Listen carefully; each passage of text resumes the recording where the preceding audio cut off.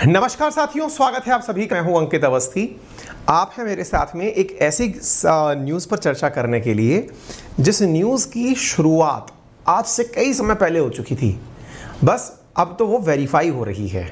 आपको याद है, मैंने आप लोगों के लिए एक सेशन किया था और वो सेशन था आज से करीब 2 महीने पहले, जिसको आप चाहें तो इस प्रकार से देख सकते हैं कि डॉलर के स्थान पर रुपए में विदेशी व्यापार करेगा भारत। RBI setup system to settle trade in rupee. ये सेशन जब मैंने किया था उस समय पर कुछ इस प्रकार से आरबीआई का एक नोटिस आया था। जब सुनकर के लोगों को लगा था कि यार पता नहीं, बस ऐसे ही है, न्यूज़ों का क्या होता है, आ गई होगी, किसी बात में इतना दम थोड़ी होता है, बस सरकारी बातें हैं, चलती रहती हैं।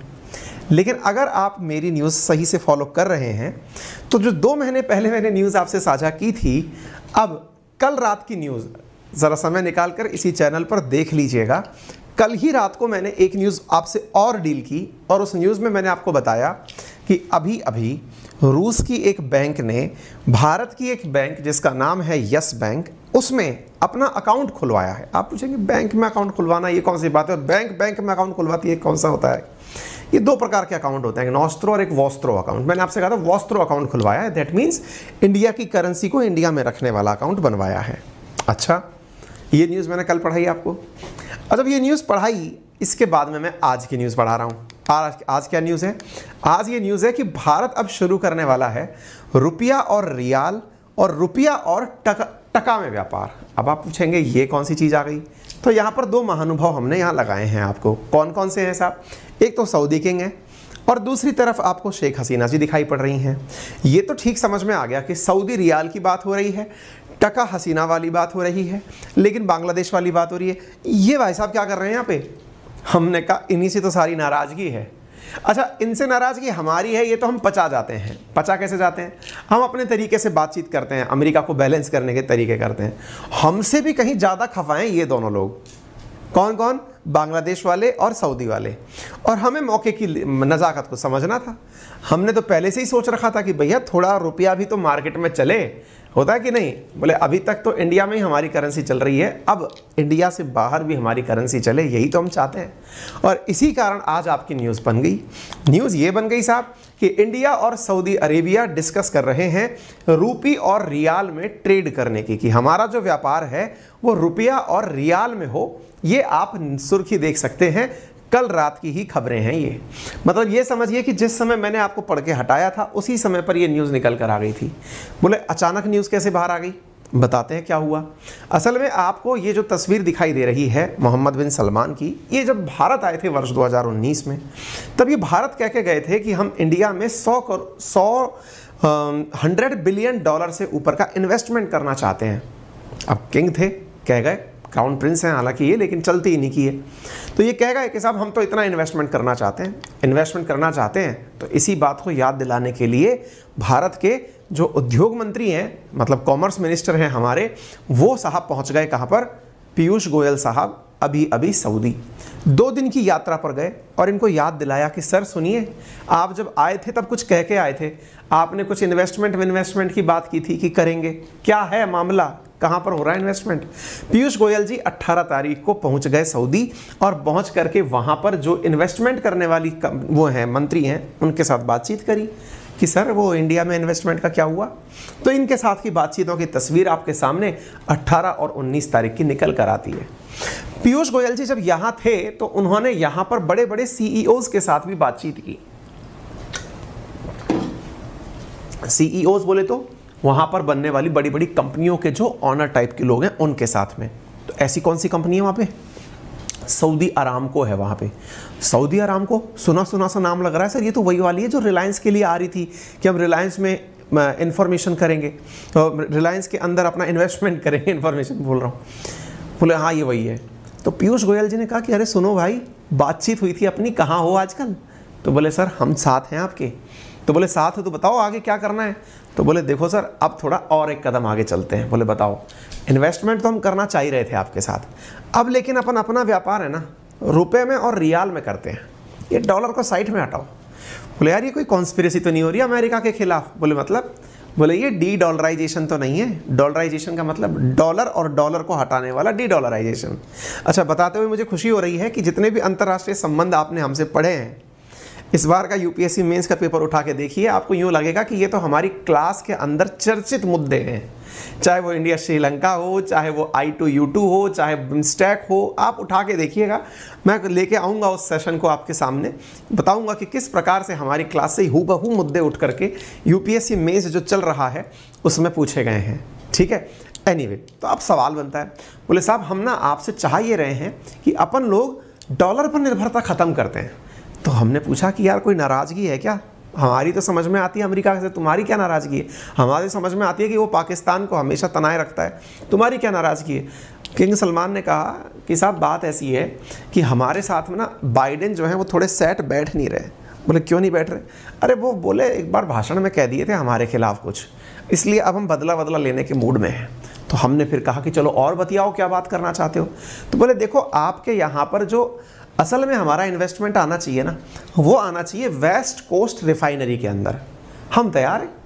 अब ये आपके दिमाग में सवाल आएगा, रिफाइनरी यार सर ये तो वही वाली बात हो गई, सऊदी अरामको रिलायंस के अंदर शेयर खरीद रही थी। हमने कहा नहीं, थोड़ा सा इसको ध्यान से समझिएगा।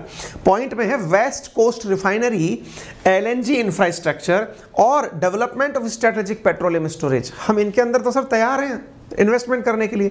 तो पीयूष गोयल जी ने कहा तैयार हो तो आगे तो बढ़ो यार। तो आओ सर आगे बढ़ते हैं। आपको मैं बता दूं कि इंडिया और सऊदी जो हैं वो एक दूसरे के 4th लार्जेस्ट ट्रेडिंग पार्टनर है। इंडिया का 4th लार्जेस्ट ट्रेडिंग पार्टनर है सऊदी, और सऊदी का 2nd लार्जेस्ट ट्रेडिंग पार्टनर है इंडिया। ठीक है, अच्छा अब मैं दूसरी बात बताता हूं। आपके दिमाग में एक सवाल बनेगा, क्या कहने भर से हो जाता है क्या कि चलो आज से अपना सिक्का चलेगा? नहीं साहब, इसका पूरा एक मैकेनिज्म होता है। मैकेनिज्म क्या होता है? सबसे पहले कंट्रीज अपने अपने इंटरेस्ट शो करती हैं, जैसा किया गया अभी यही तो हुआ है। पीयूष गोयल जी ने जाकर के कहा, उन लोगों ने हमसे कहा, हमने अपने अपने इंटरेस्ट शेयर कर दी। इसके बाद दूसरा काम होता है, और वो होता है कि जो विदेशी बैंक है वो इंडिया के किसी बैंक में आकर अपना खाता खोलती है।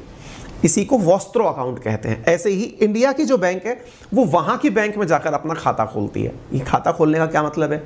खाता खोलने का मतलब ये है कि साहब अपना पैसा आप इसी अकाउंट में डालना, ताकि पता तो रहे कि कौन का पैसा कहाँ चल रहा है।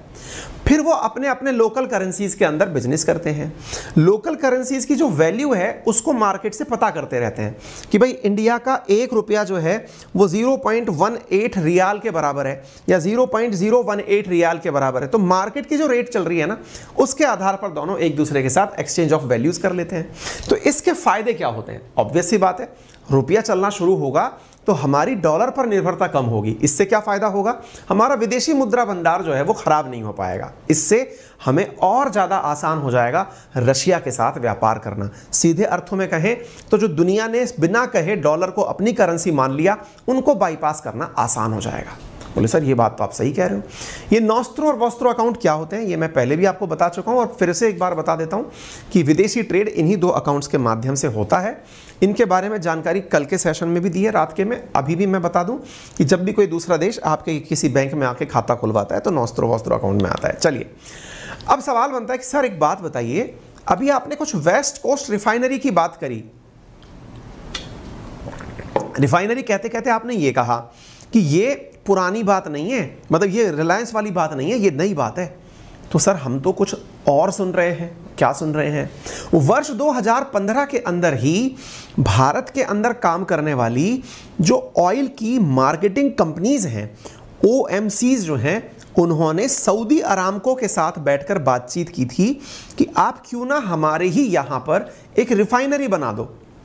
अब मैं आपको इस बारे में थोड़ा सा ज्ञान और दे देता हूं ताकि आप इस मुद्दे को अच्छे से समझ पाएं।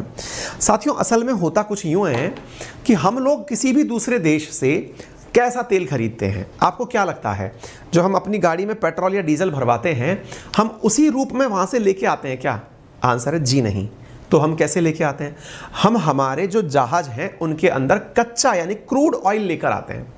वो क्रूड ऑयल जो कि अलग अलग स्टेज पर साफ होते होते पेट्रोल में भी बदलता है, डीजल में भी बदलता है, वैसलीन में भी बदलता है, गैसोलीन में भी बदलता है, गैस में भी बदलता है, अपने केरोसिन में भी बदलता है। इन सारे बाई प्रोडक्ट्स के अंदर वो कन्वर्ट होता है। यानी रिफाइनरी में कच्चा माल आता है और उससे बाई प्रोडक्ट्स में पेट्रोल डीजल वगैरह निकालते हैं। इसके लिए यही कारण है कि हमने अधिकांश जो हमारी रिफाइनरी, जो पावरफुल रिफाइनरीज हैं, वो वेस्टर्न कोस्ट पे बनाई हुई हैं, क्योंकि उसी तरफ से हमारे पास तेल आता है। अब होता क्या है, कच्चा तेल आए और रिफाइनरी चले, यही हम चाहते हैं, और उसी से हमारे पास थोड़ा बहुत बेनिफिट होता है। अब क्या है, मान लो सामने वाला कच्चा तेल हमें दे ही नहीं रहा, या फिर कच्चे तेल में डिले हो रहा है, तो ओवरऑल रिफाइनरी को नुकसान होता है। इंडिया ने अपना एक काम किया, बोले एक काम करते हैं, आप और हम मिलकर के अपने पश्चिमी तट पर एक रिफाइनरी डालते हैं। कौन कौन मिलकर के? बोले देखो, एक तो आप लोग अरामको वाले, इसके साथ साथ बोले एक काम और कर लो, आबू धाबी वालों को भी साथ में पकड़ लो, यानी यूएई वालों को भी साथ में पकड़ लो। उन दोनों को मिलाकर, क्योंकि आप ही लोग हमारे पास ऑयल और गैस भेज रहे हैं, आप लोग मिल जाओ और हमारे इंडिया की तीनों बड़ी कंपनियां मिल जाएं। कौन कौन सी? Bharat Petroleum, Hindustan Petroleum, Indian Oil company. ये पांचों लोग मिलकर के महाराष्ट्र के बिल्कुल पश्चिमी किनारे पर रत्नागिरी जिले के अंदर एक रिफाइनरी डाल देते हैं। भाई साहब बहुत बढ़िया। बोले इसके अंदर पैसा वैसा क्या होगा, कैसे होगा? बोले आइए चर्चा करते हैं। तो सऊदी भारत के अंदर इस वेस्ट कोस्ट रिफाइनरी के अंदर पैसा लगाने के बारे में वर्ष 2015 से सोच रहा है। भारत के अंदर ये जो कार्यक्रम होने की संभावना है, इसकी लागत है 44 बिलियन डॉलर। 44 बिलियन डॉलर का इन्वेस्टमेंट अपेक्षित है जब सऊदी अरामको हमारे यहां पर इन्वेस्ट करने आएगी। कहने का मतलब यह है कि महाराष्ट्र के रत्नागिरी के अंदर ये ध्यान रखिएगा, कंफ्यूज बिल्कुल मत होइएगा कि रिलायंस के साथ अरामको की डील अलग है और भारत की तीनों सरकारी कंपनीज के साथ में अरामको की डील अलग है। मैं एक चीज यहां पर और आपको बता देना चाहता हूं कि ये जो डील हम बात कर रहे हैं, इसमें 2 कंपनीज शामिल हैं और उन 2 कंपनियों के अंदर Abu Dhabi national oil company, जिसको आप एडनॉक के नाम से जानते हैं, और दूसरी है सऊदी अरामको। तो एडनॉक और सऊदी अरामको मिलकर के भारत की 3 कंपनियों के अंदर, अगर हो सके तो मैडम गेट लगा दीजिए। तो ये तीनों जो है ना, ये तीनों कंपनीज कौन कौन सी? सऊदी अरामको और एडनॉक और भारत की ओएमसी मतलब oil marketing company, HPCL, BPCL और आईओसीएल, ये पांचों लोग मिलकर के भारत के अंदर डेवलपमेंट करना चाहते हैं। अब इसके अंदर जो इन्होंने स्टेक बांटे हैं ना एक दूसरे के हिसाब से, वो कुछ इस प्रकार से हैं कि 50% जो हिस्सा है वो सऊदी अरामको और एडनॉक के पास रहेगा, और बाकी बचा 50% जो है वो इंडिया की 3 कंपनीज के पास रहेगा। उन 50% में से भी 25% इंडियन ऑयल कॉर्पोरेशन के पास रहेगा, और बाकी जो बच गया 25% वो बीपीसीएल और एचपीसीएल के बीच में बट जाएगा। यही वाली प्लानिंग इनके बीच में हुई, एचपीसीएल और बीपीसीएल के बीच में बट जाएगा। तो आपको यह समझना चाहिए कि भारत में जो ये होने वाला इन्वेस्टमेंट है, ये बहुत बड़ा इन्वेस्टमेंट है, और इस इन्वेस्टमेंट की वैल्यू मैं आपको इस आधार पर समझा सकता हूं कि जितना चाइना ने पाकिस्तान में उस कॉरिडोर को बनाने में खर्च किया, जिसके माध्यम से वो जिंजियांग को ग्वादार से जोड़ रहा है, ये उसके बिल्कुल समतुल्य इन्वेस्टमेंट है जो हमारे यहां पर एक रिफाइनरी को बनाने में किया जा रहा है। कहां पर? रत्नागिरी के अंदर। तो सर क्या रिफाइनरी बन गई क्या? नहीं बनी नहीं। क्यों नहीं बनी? इसलिए नहीं बनी क्योंकि जो लोकल रेजिडेंट हैं रत्नागिरी के, महाराष्ट्र के अंदर, उन्होंने अपोज कर दिया इस बात का, विरोध कर दिया। किस बात का? उन्होंने अपोज कर दिया, यार ये क्या मतलब है, आप लोग रिफाइनरी लगाओगे हमारे यहाँ पर आकर के, हमारे यहाँ पर जो वेस्टर्न घाट करके जो हमारे वन है, जंगल हैं, इनको आप बड़ा नुकसान पहुंचा दोगे। तो फिर साहब बड़ा नुकसान पहुंचा दोगे तो क्या करें? तो बोले आप हमारे यहाँ से रत्नागिरी से इस प्रोजेक्ट को हटाओ। रत्नागिरी कहाँ है? महाराष्ट्र के अंदर, आप यहाँ पर देख सकते हैं, ये रहा रत्नागिरी, ठीक है ना। हम यही जगह क्यों चाहते थे? हम इसलिए चाहते थे क्योंकि यहीं से होकर के सीधा हम फारस की खाड़ी के माध्यम से तेल मंगा सकते थे। तो बोले साहब रत्नागिरी के अंदर लोगों ने विरोध कर दिया। अच्छा, इसकी राजनीतिक वजह बहुत सारी रही है। राजनीतिक वजह में भी क्या रहा है कि जब फडणवीस सरकार हुआ करती थी, उस समय शिवसेना उनके साथ में गठबंधन में थी। शिवसेना की जिम्मेदारी थी कि रत्नागिरी से वो लैंड को, जो कि उसके लिए काम में आएगी रिफाइनरी के लिए, उसको उपलब्ध कराए, लेकिन वो हो ना सका। सरकार ने बढ़ती गई, बिगड़ती गई, स्थिति ये बन गई कि रत्नागिरी में लैंड का एक्विजिशन नहीं हो पाया।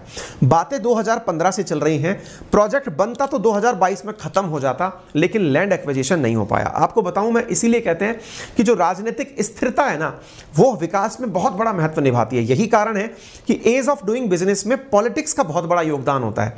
आपको याद दिलाऊं मैं, इंडिया का ऐसे ही एक और प्रोजेक्ट जो बुलेट ट्रेन का है, वो भी महाराष्ट्र के अंदर लैंड एक्विजिशन के कारण ही अटक गया था, यानी भूमि अधिग्रहण के कारण, जो कि होना चाहिए था 2022 2022 में ट्रेन चल जानी चाहिए थी, अभी तक जमीन पूरी नहीं ली गई है। एग्जैक्टली ये वाले इन्वेस्टमेंट में भी था, रत्नागिरी के अंदर जमीन नहीं ले जा पाई। अब क्या होता है हमारे देश में, अब अच्छा महाराष्ट्र के अंदर फिर से एनडीए की सरकार आ गई तो केंद्र फिर से एक्टिवेट हो गया। केंद्र के जो मंत्री हैं हमारे, जो कि यूनियन मिनिस्टर ऑफ पेट्रोलियम है हरदीप सिंह पुरी साहब, उन्होंने कहा कि जब काम शुरू हो ही गया है तो चलो इसको आगे बढ़ाते हैं। अब वापस से सारी चीजें हो गई तो वेस्ट कोस्ट के ऊपर रिफाइनरी लेकर आते हैं। अब रिफाइनरी को लेकर आने की जब बातचीत होने लगी तो फिर से बात ये बनने लगी कि कैसे करेंगे आगे। इस बीच में ही अचानक एकदम एक चीज और निकल के आ जाती है, और वो क्या है?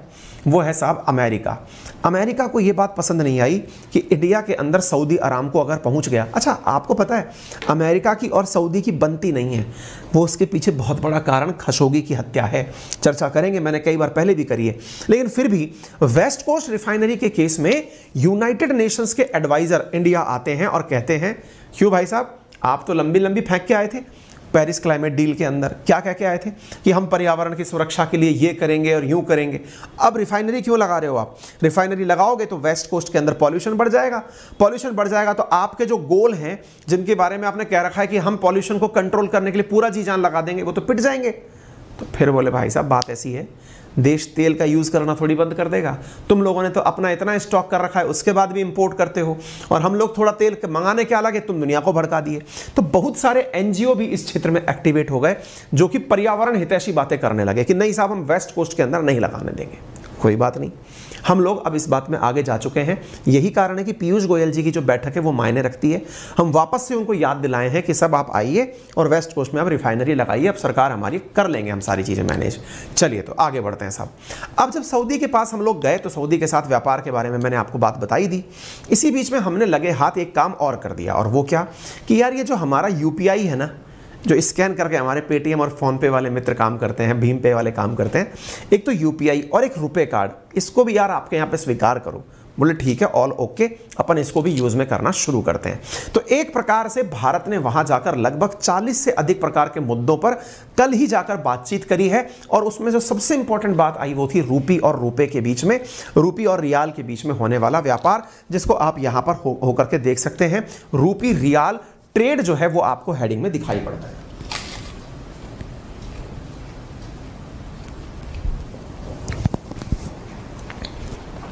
क्लियर है? यहां पर रूपी रियाल ट्रेड आपको दिखाई दिया, यूपीआई और रुपए पेमेंट के बारे में बात की गई। यहां पर ये वापस से याद दिलाया गया, क्या याद दिलाया गया कि हम $100 बिलियन का इन्वेस्टमेंट आपके यहां पर करेंगे, कृपया करके उस बारे को वापस से यूज करिए, वापस से अपनी पुरानी कही हुई बात के बारे में आइए। मैं आपको $100 बिलियन वाली बात याद दिला दूं। सऊदी प्रिंस जब इंडिया आए थे, कब आए थे? 2019 में, फरवरी 20 में। तब उन्होंने इंडिया में $100 बिलियन इन्वेस्ट करने की बात कही थी कि मैं इंडिया के अंदर $100 बिलियन का इन्वेस्टमेंट करूंगा। ठीक है साहब।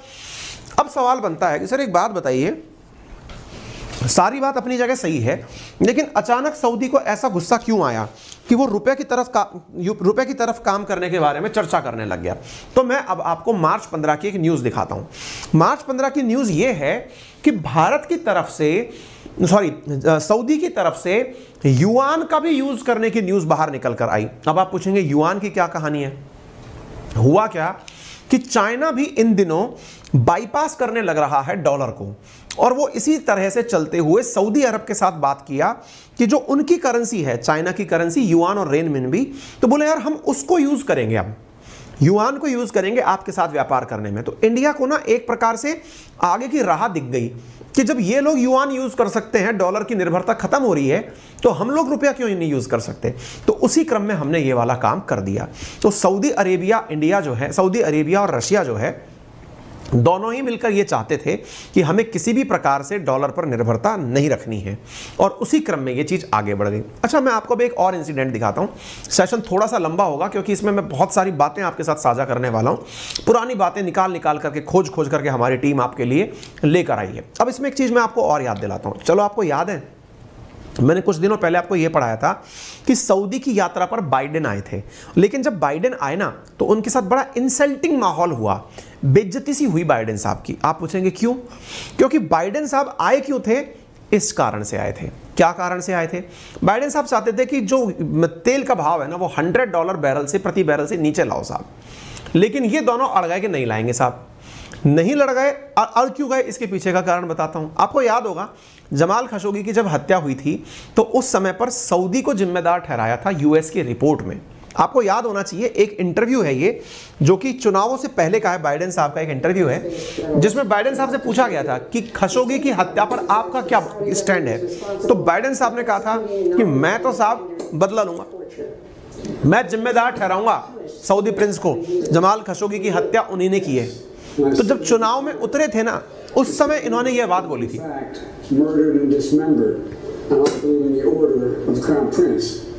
But make it very clear, we were not going to in fact sell more weapons to them. We were going to in fact make them pay the price and make them in fact the pariah that they are. जो बातें इन्होंने बोली अंग्रेजी में है, मैं थोड़ा Hindi translation कर देता हूँ। इनने ये कहा कि हम खशोगी मतलब खशोगी की हत्या का जिम्मेदार तो ठहराएंगे ही, दूसरा उनको किसी भी प्रकार का कोई भी वेपन नहीं सौंपेंगे, नंबर तीसरा वेपन नहीं सौंपेंगे, ये तो अपने आप में कटु सत्य है। तीसरी बात जो हम यहां पर करने वाले हैं वो ये है, वेपन नहीं गया, इन्वेस्टमेंट नहीं होगा, और साथ में हम उनको पनिशमेंट के रूप में जो पॉसिबल होगा वो करेंगे। अब ये बात जैसे ही निकल कर आती है साहब, तो बाइडेन एडमिनिस्ट्रेशन ने जैसे ही ये बात करी, तुरंत बाइडेन एडमिनिस्ट्रेशन ने इनके साथ में जो आर्म्स डील थी जो ट्रंप करके जा चुके थे वो आते ही बंद कर दी। अच्छा, कहते हैं कि जो सऊदी प्रिंस बिन सलमान है ना, वो थोड़े से इस प्रकार के नेचर के आदमी हैं कि वो जो मन में आती है वही करते हैं। यही कारण हुआ कि अब बाइडेन जो हैं वो सऊदी की यात्रा पर आए, क्योंकि तेल के भाव नीचे नहीं आ पा रहे थे। तेल के भाव नीचे नहीं आ पा रहे थे, इसके पीछे का कारण क्या था कि इन्होंने एक बार के लिए ये ठान लिया कि बेटा हम भाव तो कम करेंगे ही नहीं, अमेरिका की बेइज्जती कराएंगे।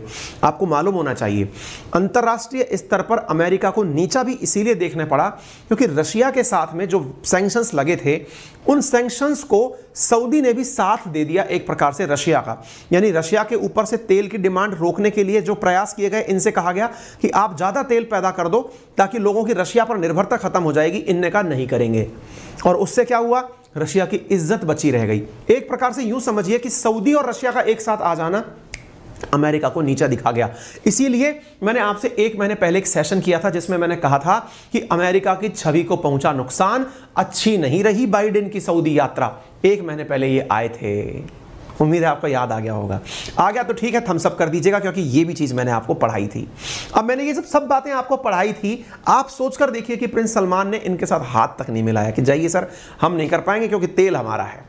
अब इस बात का फायदा ये निकल कर आया कि बाइडेन ने जब इनके सामने खशोगी का मुद्दा उठाया तो प्रिंस ने कहा चलेगा नहीं साहब। तो ऐसी स्थिति के अंदर हम जो है अब आपके डॉलर को ही मान्य करने से इनकार कर रहे हैं। तो चाइना के साथ युआन में व्यापार, इंडिया के साथ रुपए में व्यापार और बाकी देशों के साथ उनकी लोकल करेंसी में व्यापार करके डॉलर पर निर्भरता खत्म कर दी जाएगी। सऊदी की कहानी खत्म। अब से कहानी शुरू होती है बांग्लादेश की। साहब बांग्लादेश भी अचानक न्यूज में आ जाता है। क्या? हमारे देश की प्रमुख बैंक है एसबीआई। एसबीआई ने हाल ही में एक फरमान जारी कर दिया। क्या कह दिया कि बांग्लादेश के साथ व्यापार करो तो थोड़ा ध्यान रखना उन लोगों का, उनके टके को, बांग्लादेश का जो टका है वहां की मुद्रा है, जैसे अपना रुपया है, अमेरिका का डॉलर है, सऊदी का रियाल है, एग्जैक्टली बांग्लादेश की मुद्रा क्या है, रियाल, वो टका है। तो इनसे कहा कि बांग्लादेश के टका और इंडिया के रुपए में व्यापार करो। ये किसने कहा? एसबीआई ने कहा। आप यहां पर रॉयटर्स की एक्सक्लूसिव खबर कल की देख सकते हैं जिसमें लिखा है कि इंडिया की टॉप लेंडर ने हाल ही में एक्सपोर्टर्स से कहा है, जो हमारे यहां के एक्सपोर्टर्स हैं उन्होंने कहा है, आपको मालूम होना चाहिए इंडिया बांग्लादेश को लगभग $17 बिलियन का सामान एक्सपोर्ट करता है। एक्सपोर्टर से कहा है कि बांग्लादेश के साथ रुपये में और टके में व्यापार करिए। उधर से टका, उधर से मतलब आपको कुछ खरीदना है तो उधर से टके में खरीदिए, उनको कुछ खरीदना है तो वो रुपए में खरीदें ताकि उनकी डॉलर पर निर्भरता खत्म हो जाए। ये एसबीआई बोल रही है। ये देखिए, top lender state bank of India, उसने निर्यातकों को सीधा इंस्ट्रक्शन दे दिया है, सरकारों को नहीं, निर्यातकों से कह दिया यार तुम रुपया टका में व्यापार करो ना यार, ये क्या डॉलर लगा रखा है। आपने पूछा क्यों साहब ऐसा कैसे हो गया? ऐसा इसलिए हो गया क्योंकि कुछ दिनों पहले शेख हसीना जी भी इंडिया आई थी और वो बता के गई थी कि बांग्लादेश में आर्थिक स्थिति सही नहीं है साहब। आपको ये भी मालूम होगा कि बांग्लादेश के अंदर एक महीने पहले एक मंत्री जी ने बयान दिया था कि चीन से कर्ज लेने से पहले 2 बार सोचना चाहिए। इसका मतलब हम ये भी नहीं चाहते कि वो चीन की गोदी में जाके बैठें, और हम उनकी मदद भी करना चाहते हैं। उनकी मदद करें तो सही, लेकिन साहब जब खुद एक देश $416 बिलियन की जीडीपी का है, काफ़ी छोटा देश है, ऐसी स्थिति के अंदर उसका फॉरेक्स रिजर्व ऑलरेडी कम हो रखा है, तो यार एक काम नहीं करें क्या? बोले क्या? जिसका फॉरेक्स रिजर्व ऑलरेडी कम हो रखा है ना, ऐसी स्थिति में उसकी मदद करनी चाहिए, क्योंकि उसके पास डॉलर खत्म हो रखे हैं। उसका फॉरेक्स रिजर्व कुल मिलाकर अब 37 बिलियन डॉलर का बचा है। अगर वो व्यापार कर लिया तो अगले 5 महीने तक का ही उसके पास पैसा बचा है। उसकी भी हालात बिगड़ करके श्रीलंका या फिर नेपाल जैसी हो जाएंगी। ऐसी स्थिति में उसकी मदद करनी चाहिए। मदद के नाम पर हमने क्या कहा कि इनसे एक काम करो, रुपए में व्यापार कर लो। इंडिया को तो यही चाहिए था। इंडिया तो रुपये को ही तो ग्लोबल करेंसी करना चाह रहा है, जिसके बारे में मैंने आपसे पहले ही कहा था। अब आप पूछेंगे सर अपना तो ठीक है, लेकिन सर क्या बांग्लादेश को डर नहीं लगता इस बात से? किस बात से? अमेरिका नाराज हो जाएगा कि तुम मेरा डॉलर यूज नहीं कर रहे हो। तो आपको मैं याद दिला दूं, बांग्लादेश की शेख हसीना जो है ना, उन्होंने एक बार बाइडेन की आलोचना की है इस चक्कर में कि यार ये लोग ठीक नहीं है। क्यों ठीक नहीं है? क्योंकि बाइडेन बांग्लादेश को लेकर के भी थोड़ा अलग ही विचार रखते हैं। अच्छा, बाय द वे, बाइडेन जब सरकार में आने वाले थे ना, तो इंडिया में भी यही माहौल था कि वो इंडिया को लेकर के भी सही नहीं है, लेकिन वो तो थोड़ा मौका परस्ती में फंस गए। क्यों फंस गए? पाकिस्तान उनके इतना नज़दीक आ नहीं पाया, चाइना से थोड़ी लड़ाई रही, तो उन्होंने कहा चलो इंडिया को निभा लेते हैं। अदरवाइज ट्रंप जितना इंडिया के लिए फेवरेबल थे उतना बाइडेन नहीं थे, ये पहले से ही प्रिटेंडेड था।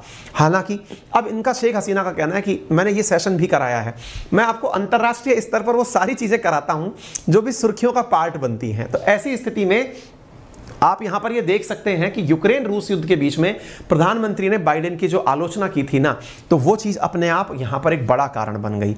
और इन्हें डर किस बात का था कि कहीं ऐसा ना हो कि यूएस के सैंक्शंस लग जाएं बांग्लादेश के ऊपर यूएन मिशन के अंदर। अब मैं एक बात बताता हूं आपको मालूम होना चाहिए, यूएस बांग्लादेश को लेकर के काफी सख्त है।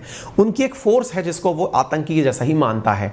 डर ये है कि कहीं ऐसा ना हो यूनाइटेड नेशंस के अंदर जो बांग्लादेश की सेना जाके काम करती है, यूएस के कहने पर यूएन उनको लेने से इनकार कर दे।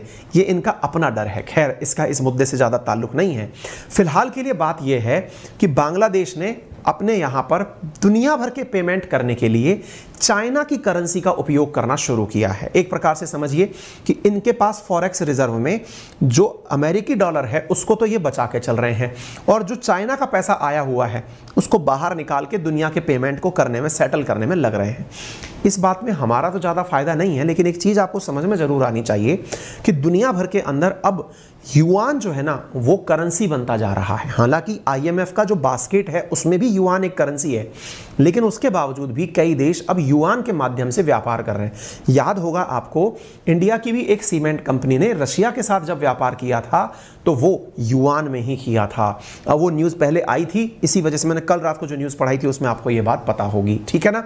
तो आपको ये घटना जो मैंने 13 जुलाई को पढ़ाई थी कि आरबीआई जो डी डॉलराइजेशन करना चाहती है, अब वो दिख भी रही होगी। तो साथियों, न्यूज़ जो होती हैं उनके मायने जरूर निकलते हैं, और जब निकलते हुए दिखते हैं तो हमें खुशी इस बात की होती है कि हमारा इंटरप्रिटेशन कितना सही दिशा में जाता है। इसलिए ऐसे सेशंस को करने में मेरा जो मतलब खुशी का जो लेवल है ना, वो कुछ थोड़ा ज़्यादा ही ऊंचे लेवल पर होता है। आप पूछेंगे लेकिन सर इंडिया ये ठीक तो नहीं कर रहा। अरे क्यों नहीं ठीक कर रहा है यार? इंडिया की हालत खुद की 2 साल से खराब चल रही है। 2 साल से इंडिया का फॉरेक्स रिजर्व 80 बिलियन डॉलर गिर गया है। जब से ये रूस यूक्रेन और कोरोना वगैरह चल रहा है ना, तो मतलब इस चक्कर में पिछले 2 सालों का सबसे निम्नतम स्तर पर हम हैं फॉरेक्स रिजर्व में। अगर हम डॉलर निकाल के बेचने लग गए तो यार हमारा मामला हिल जाएगा। तो हमने तो अल्टरनेट ढूंढ लिया है और वो सही जा रहा है। फिलहाल के लिए इतना ही। जानकारी पसंद आई हो तो इसे अपने सभी साथियों के साथ साझा करें। इस कंटेंट की PDF आप हमारे टेलीग्राम चैनल अंकित अवस्थी सर, जो कि एक वेरीफाइड टेलीग्राम अकाउंट है, आप वहां पर प्राप्त कर सकते हैं। मेरा रेफरल कोड है अंकित10, जिसका यूज करके आप अनअकैडमी पर पा सकते हैं 10% discount on all type of subscriptions. UPSC, SSC, banking, railway, जिस भी कैटेगरी में आप पढ़ें आप वहां प्राप्त कर सकते हैं। यूपीएससी कैटेगरी में टॉप एडुकेटर्स के द्वारा क्रिएटेड कोर्सेज आपके लिए अवेलेबल हैं। प्लस और आइकॉनिक 2 प्रकार के कोर्सेज यहाँ पर होते हैं। प्लस कोर्स के अंदर आप लोगों के लिए बेहतरीन प्रीलिम्स, मेंस और ऑप्शनल की क्लासेज हैं।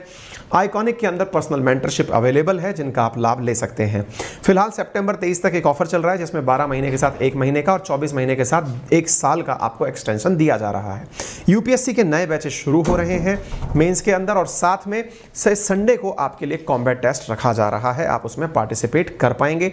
अधिक जानकारी के लिए आप हमारी टेक्निकल टीम को 7878158882 पर कॉल कर सकते हैं। आपका समय शुभ हो। धन्यवाद।